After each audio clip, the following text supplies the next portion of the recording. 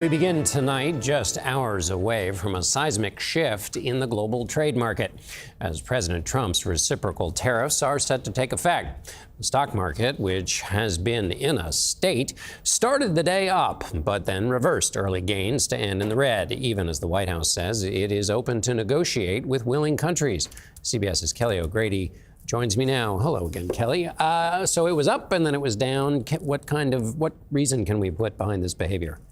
Well, investors didn't get the deals, the trade deals that they were hoping for. That initial excitement was the hope that there could be some negotiations. And then that sell-off was the realization that no deals were coming, at least before the closing bell, right? Midnight is still there.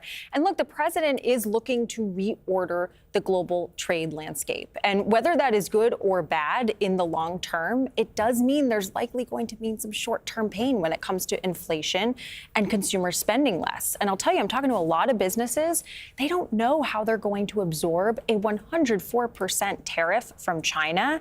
And even the ones that want the tariffs and want that manufacturing brought here, they say we just don't have the infrastructure right now. Right.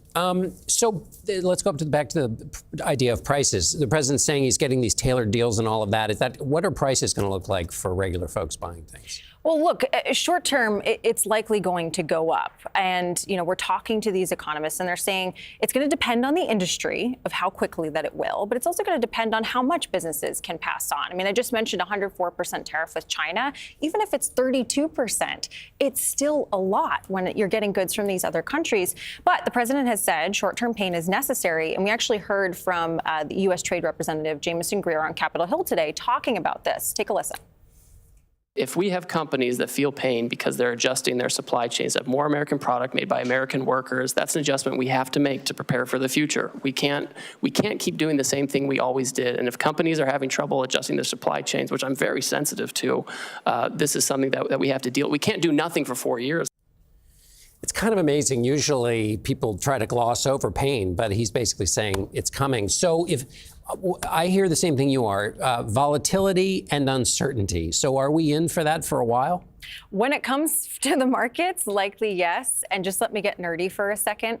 There is something called the fear index, the volatility index, and it basically measures how much uncertainty investors expect in the market over the next 30 days.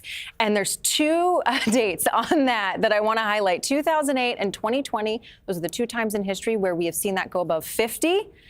And that's where we are right now. Yeah, and everybody needs to look at the very end. That line is not some mistake by somebody. That is the fear going on at the moment. Exactly. Kelly O'Grady, thank you.